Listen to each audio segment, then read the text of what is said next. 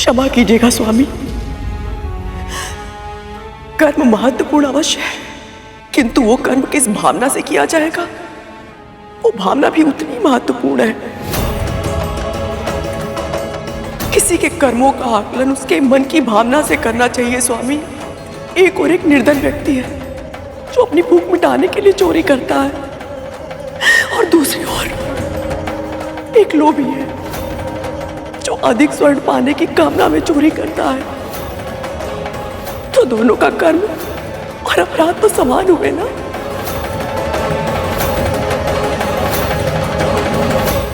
किंतु दंड एक समान नहीं होता है। मैं जानती हूँ आपकी दृष्टि में मैंने बहुत बुरे कर्म किए हैं। अपनी बहन को भ्रमित करके उसके पहले पुत्र के जन्म के समय मैंने बाधा उत्पन्न की। अपनी बहन को दासी बना लिया मैंने। अपनी बहन कद्रू की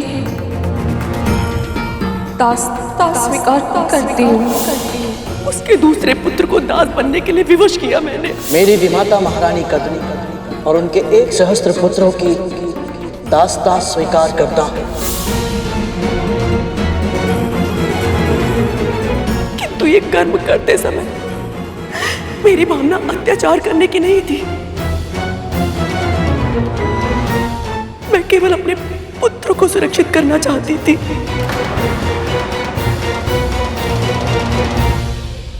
वेद में भी यही कहा गया है स्वामी कि एक मां अपने पुत्रों के हित के लिए किसी भी सीमा तक जा सकती है।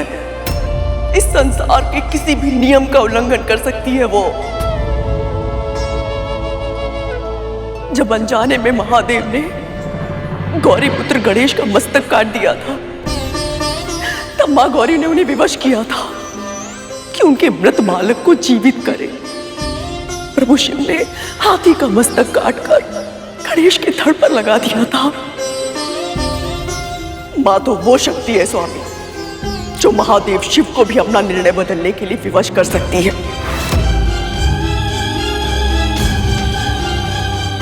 मैंने जो विंता अरुण गरुण के साथ किया वो सब करने के लिए मुझे इस संसार ने विवश किया था। ये संपूर्ण संसार मेरे पुत्रों के साथ भेदभाव कर रहा था, तो क्या करती मैं? हाथों पर हाथ रखकर मौन रहते, अपनी आंखों से अपने पुत्रों पर अत्याचार होते हुए देखती रहती। नहीं स्वामी, मैं इतनी महान नहीं हूं, मैं इतनी महान। आज मैं इस संसार से एक प्रश्न पूछना चाहती हूँ स्वामी। यदि मेरे जप तप व्रत में कोई कमी नहीं थी तो महर्षि दुर्वासा ने वो पारिजात माला विंता के हाथों में क्यों दी? इसे जो धारण करेगा उसे ऐसी प्रतापी संतान प्राप्त होगी जिसके नाम और यश की कीर्ति समस्त ब्रह्मांड में फैलेगी।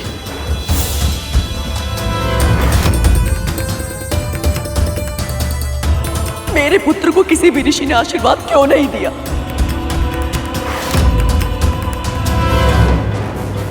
जबकि वाल्कील ऋषियों ने विंता के पुत्र को आकाश के इंद्र से भी अधिक शक्तिशाली होने का वरदान दिया था।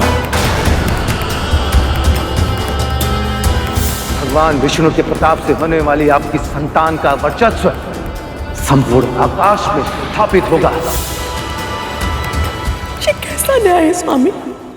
कैसा न्याय है जिसके मन में अपने पुत्रों के लिए कोई बड़ा स्वप्न ना हो, कोई महत्वाकांक्षा ना हो, जो केवल इतना चाहती थी कि उसके पुत्र अपने माता पिता की सेवा करें। उनके पुत्र को वरदान पे वरदान मिल रहे थे।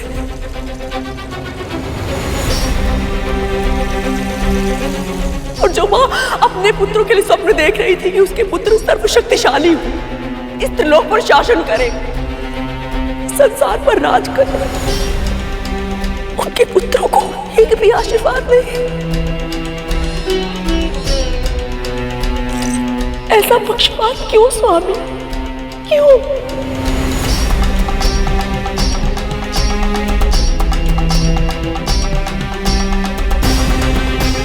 आपके पुत्रों को वरदान नहीं मिला था तो आपने यह तय कर लिया कि गरुड़ को जो वरदान मिला है आप उसे भी फलने नहीं देंगे। कद्रू, आप वेदों की बात करती है ना? किसी भी वेद में यह नहीं लिखा गया है कि अपने हित के लिए दूसरों को कष्ट देना उचित है। अपनी उन्नति के लिए दूसरों का पतन करना उचित नहीं है, और अपनी रेखा बढ़ाने के लिए दूसरों की रेखा मिटाना अपराध है।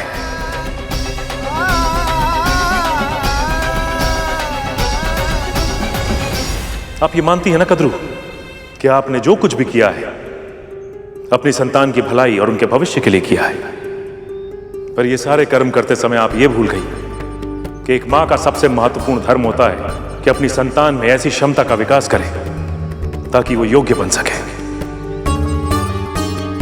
कद्रू, आपने अपनी संतानों को योग्य नहीं बनाया।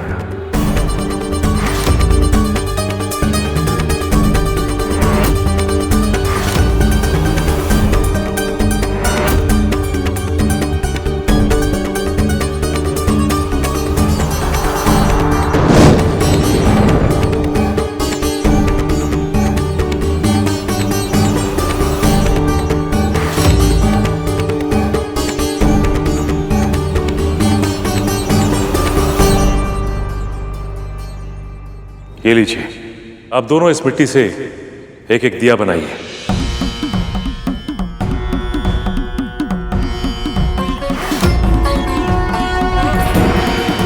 तक्षक, जल लेकर आओ।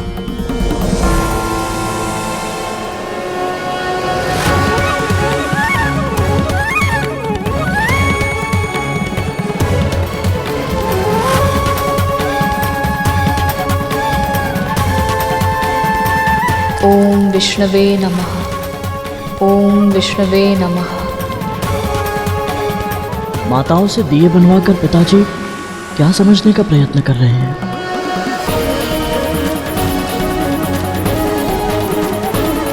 ओम विष्णवे नमः।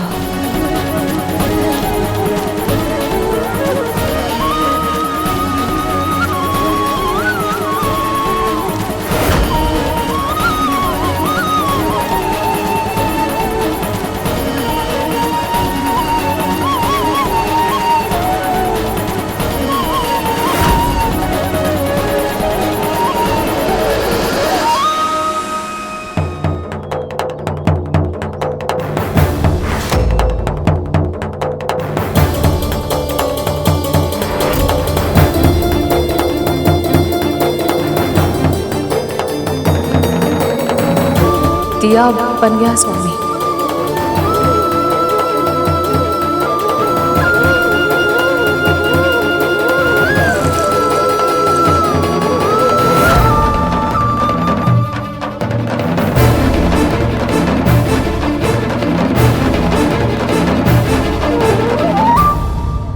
आप दोनों दिया बनाना जानती हैं, पर इस दिए को पूरा बना पाई केवल विंता, और वो भी इतना सुंदर, क्योंकि आप दोनों के कार्य करने के ढंग में अंतर है।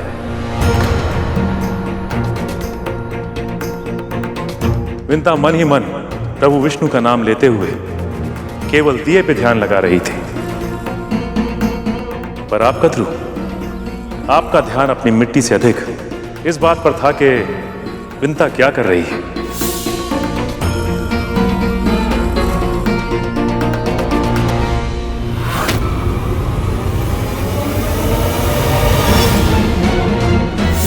और इस बात में आपको यह भी आभास नहीं हुआ कि आप अपनी मिट्टी में पर्याप्त जल डाल पाई या नहीं।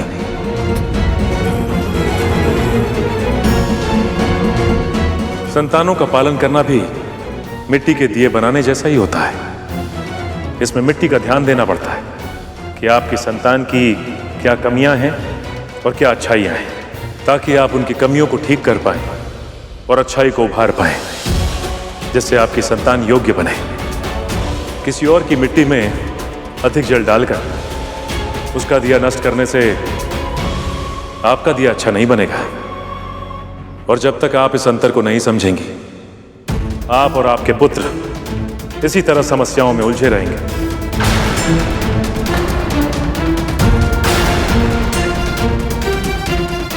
एक मां का धर्म होता है कि अपनी संतान को सुख सुविधाएं देने के स्थान पर उन्हें योग्य बनाएं, सही मार्ग पर चलना सिखाएं। यदि आपकी संतानें योग्य है तो सब कुछ स्वयं प्राप्त कर लेंगी, और यदि संतान अयोग्य है तो माता पिता का संचय किया हुआ धन और सम्मान दोनों गंवा देते हैं।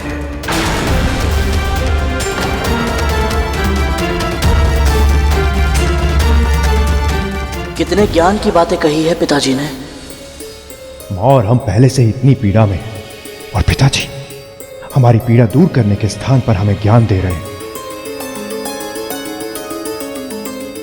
हो क्या गया है पिताजी को?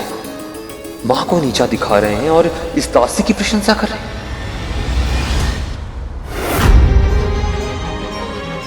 दासों और मेरी पुत्रों के सामने मेरा अपमान करने की आवश्यकता नहीं थी स्वामी को। और ये बिंदा, ये तो बहुत प्रसन्न होगी आज।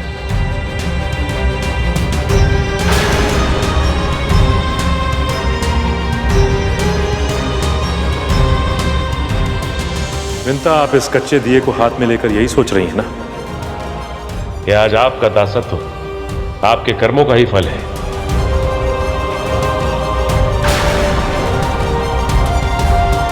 आप अपनी पहली संतान को देखने के लिए जितना व्याकुल थी, आज एक पल उसे दृष्टि भर देखने के लिए तरस गई है।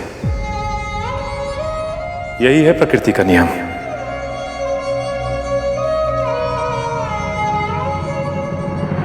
और तुम दोनों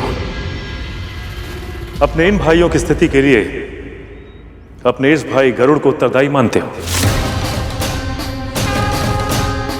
जबकि सत्य तो यह है कि दोष जितना इसका है उससे अधिक तुम्हारा है।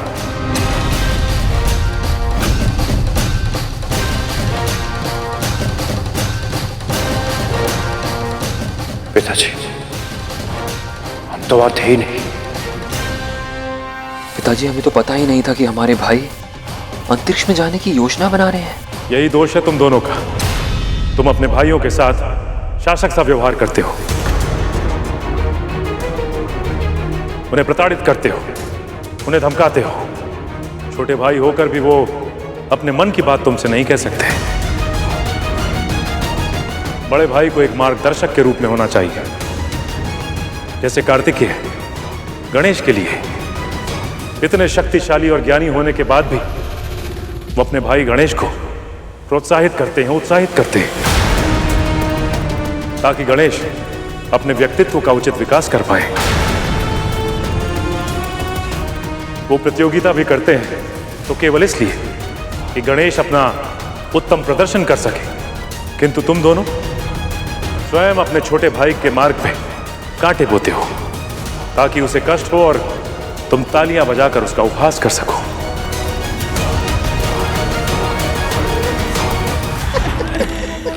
ये मेरा स्थान है।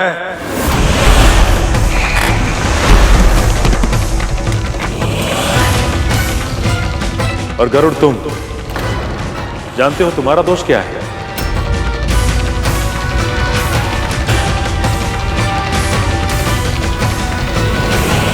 यही कि मेरे भाई अपनी सुरक्षा के लिए मुझ पर निर्भर थे।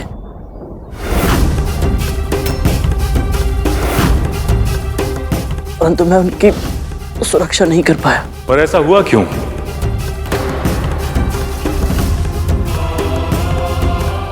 मुझे पूर्ण विश्वास है कि गरुड़ के मन में इन नागों का हित करने की तनिक भी इच्छा नहीं थी, परंतु उससे एक भूल हो गई।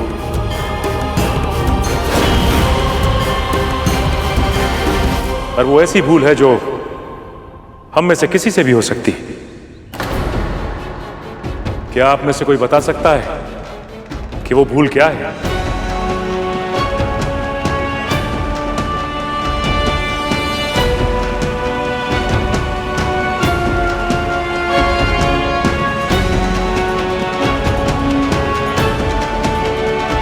अपना हाथ आगे करो गरुड़।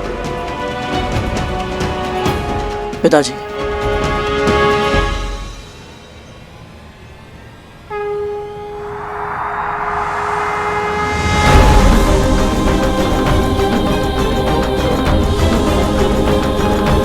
अपने हाथों में इन पात्र को रख के वहां से यहां चल के आओ गरुड़।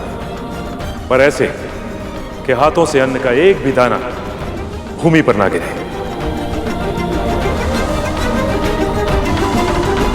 ये कैसी परीक्षा है और कैसे कर पाऊंगा मैं ये?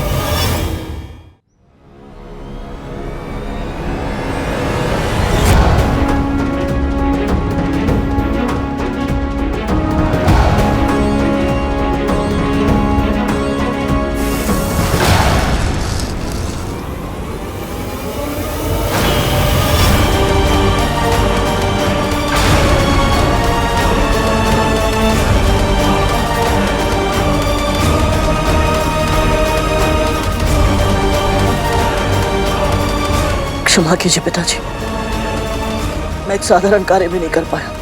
अन्य से भरा एक पात्र तुम्हारे कार्य का प्रतीक है और दूसरा पात्र परिवार का प्रतीक है। दूर से देखा जाए तो इन दोनों पात्रों को साधना और कार्य और परिवार के संतुलन को लेकर चलना बहुत साधारण लगता है, पर ऐसा कर पाने के लिए बहुत अभ्यास की आवश्यकता होती है। गरुड़, तुम जिस पथ पर चल रहे थे वो जीवन का प्रतीक है, और जीवन में कब क्या होगा ये पहले से निर्धारित नहीं होता। कभी भी कुछ भी हो सकता है।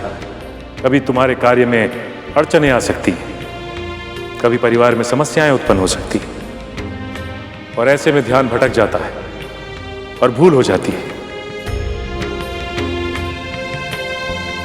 जब मैं सूर्यलोक के पथ से भटककर शनि ग्रह पहुंचा तो मेरा ध्यान भी भटक गया था।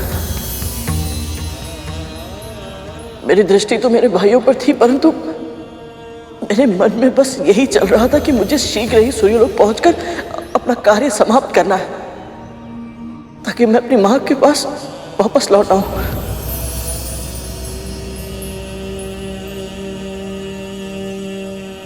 इसीलिए जब मैं शनि ग्रह से निकला तो मेरा ध्यान इन सब से हट गया था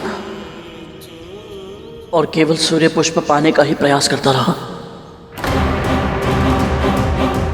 यदि मैंने अपने कार्य पर और अपने परिवार पर समान रूप से ध्यान दिया होता तो आज मेरे नाथ भाई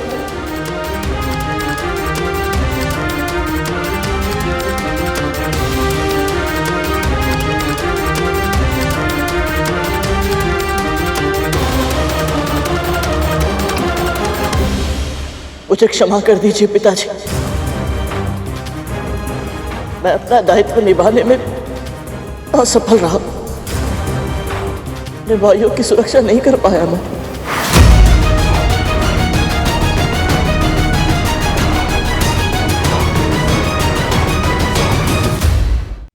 परंतु पिताजी, मुझे बस एक अवसर दे दीजिए, मैं कुछ भी करने के लिए तैयार हूं। अपने भाइयों के प्राणों की रक्षा करने के लिए मैं कुछ भी करूंगा पिताजी।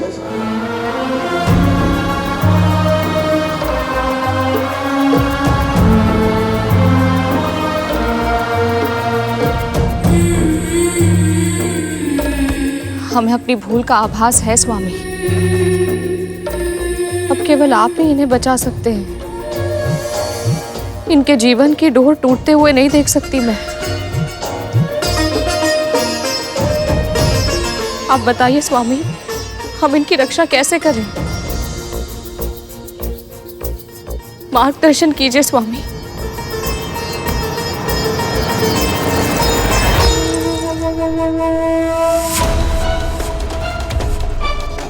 स्वामी, मेरे पुत्रों की प्राण रक्षा का उपाय तो होगा ना? कृपया बताएं।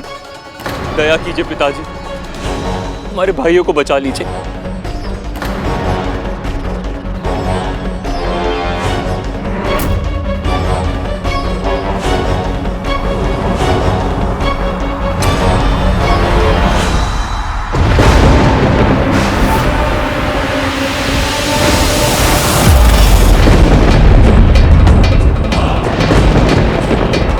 यमदूत यहाँ?